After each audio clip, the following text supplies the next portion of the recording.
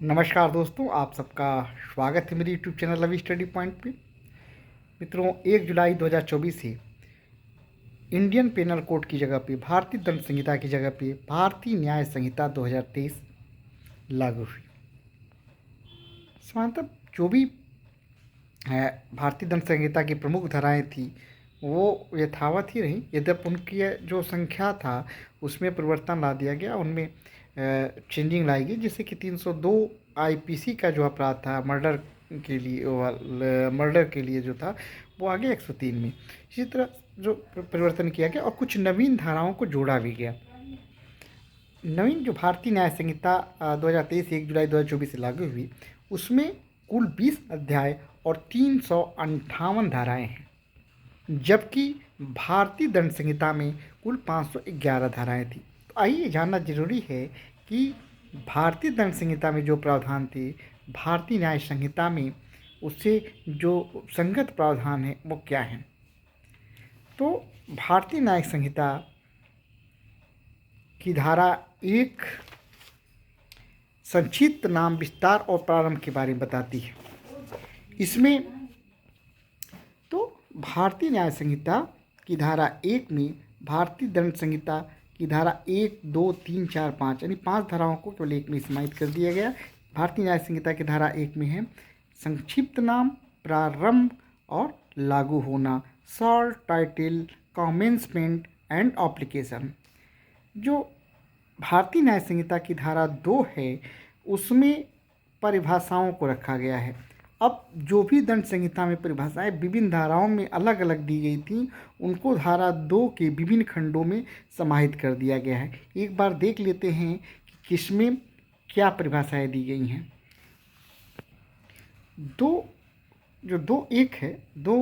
धारा 2 उपधारा 1, 2 का खंड जो 1 है, उपधारा 1 है, उसमें जो है कार्य को परिभाषित किया गया है।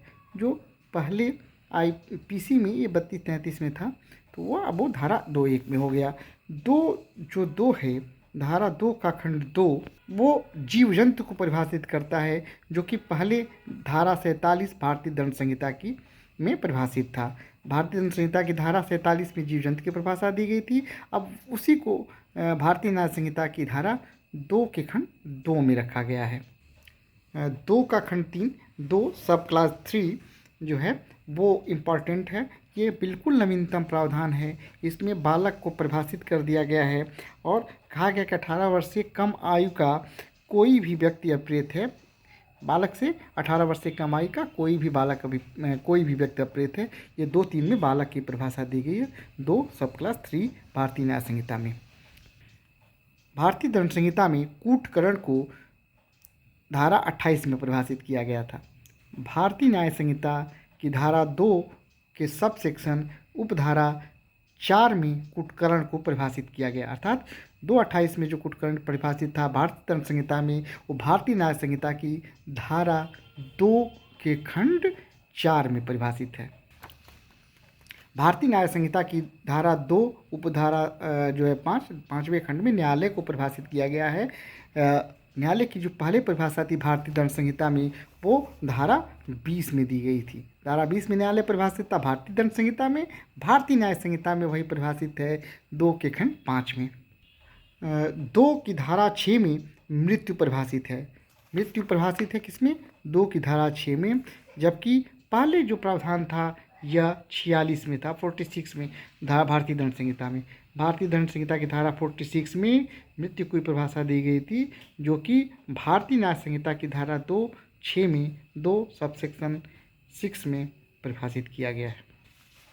2(7) में सेक्शन 2 सबसेक्शन 7 2 के खंड 7 में बेईमानी सी को परिभाषित किया गया है।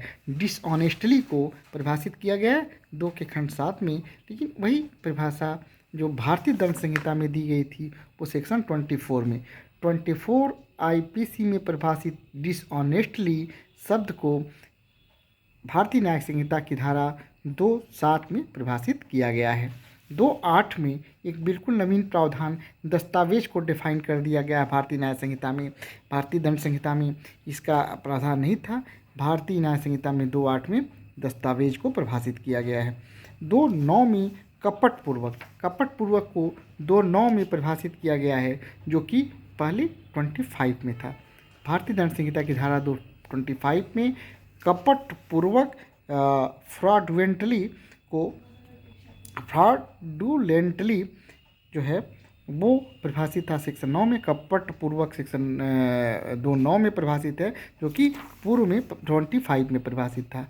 25 भारतीय दंड संहिता में परिभाषित कपटपूर्वक अब भारतीय न्याय संहिता की धारा 2(9) में परिभाषित है। 2(10) में लिंग की परिभाषा दी गई है।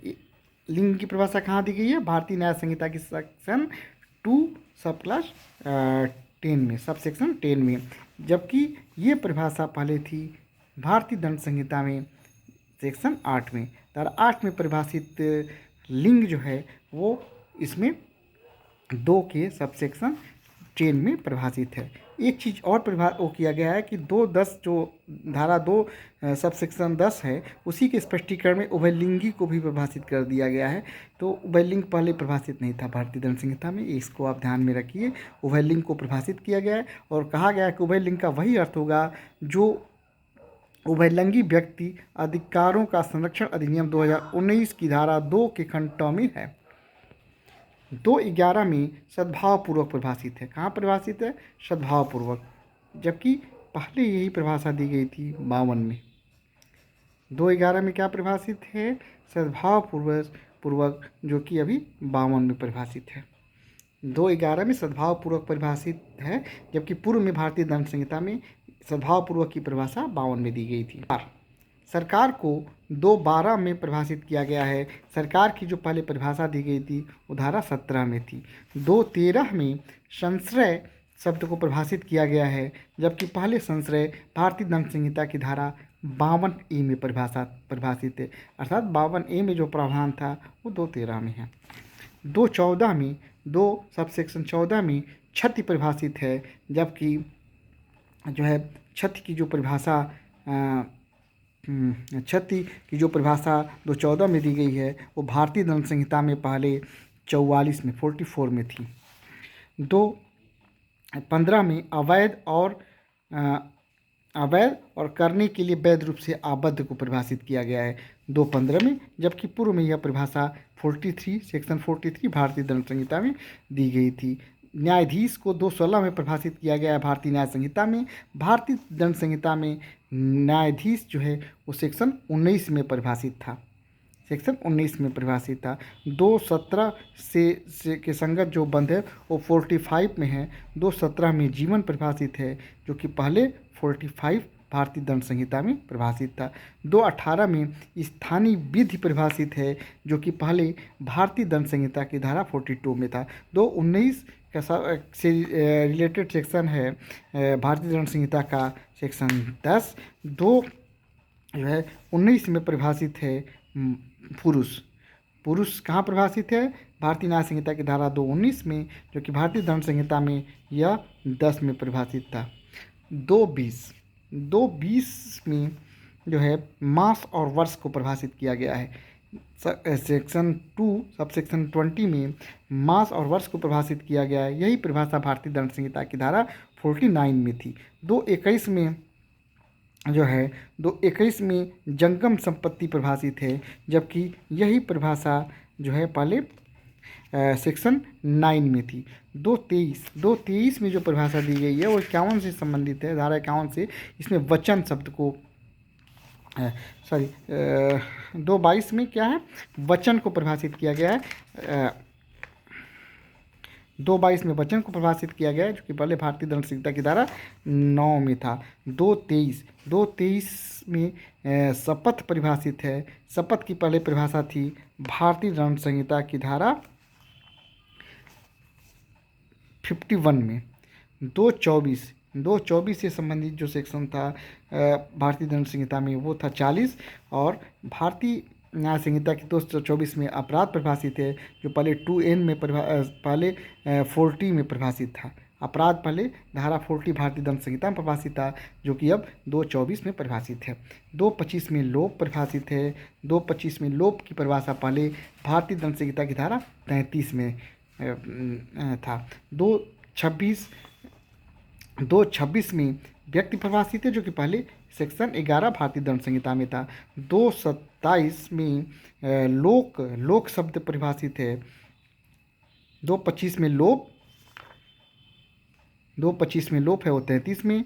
226 में व्यक्ति की परिभाषा पहले भारतीय दंड संहिता की 11 में। 227 में लोक शब्द है, लोक पब्लिक को परिभाषित किया गया है, और पब्लिक की परिभाषा जो पहले थी वो जो है वो 12 में, सेक्शन 12 में थी। सेक्शन 228 लोक सेवक, पूर्व में भारतीय दंड संहिता की धारा 21। 229 उससे रिलेटेड सेक्शन है भारतीय दंड संहिता की धारा 26, और ये है विश्वास करने का कारण। 2 के खंड 29 में परिभाषित है, जो कि पहले धारा 26 में परिभाषित था। 230 का जो खंड है वो विशेष विधि है। विशेष विधि को वह विधि अपरेत है जो कि विशिष्ट विषय को लागू होती है। 230 में था, जो कि पहले था 41 में। 232 उससे रिलेटेड सेक्शन है 48। 232 में जलयान परिभाषित था, जो कि अब 48 में है। 233 जो है वो स्वेच्छा परिभाषित है। स्वेच्छा पहले परिभाषित था 39 में। स्वेच्छा कहाँ परिभाषित है? 39 में पहले परिभाषित था, अब 2 की उपधारा 33 में। विल जो है वसीयत अभियान, विल जो है वो 2 की धारा 34 में परिभाषित है, जबकि पूर्व में विल की परिभाषा दी गई थी जो है वो 31 में थी। महिला वोमेन की परिभाषा दी गई है 235 में, जबकि पहले ये परिभाषा थी धारा 10 में। 236 में जो है 236 में सदोष अभिलाप परिभाषित है, जो कि पहले परिभाषित था सदोष अभिलाप 23 में। सदोष हानि जो है वो 23 में ही परिभाषित था, लेकिन अब परिभाषित है 23 भारतीय दंड संहिता परिभाषित था, अब परिभाषित है धारा 2 की उपखंड 38 में।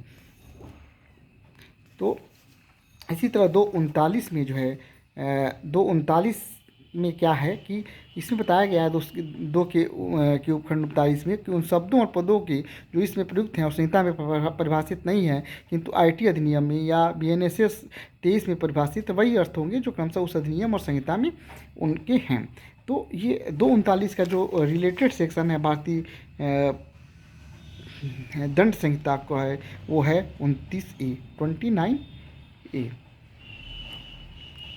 तो ये जो है कुछ परिभाषाएं थी, और भारतीय दंड संहिता और भारतीय न्याय संहिता का एक कंपैरेटिव मैंने आपको परिभाषा खंड के बारे में बताया है।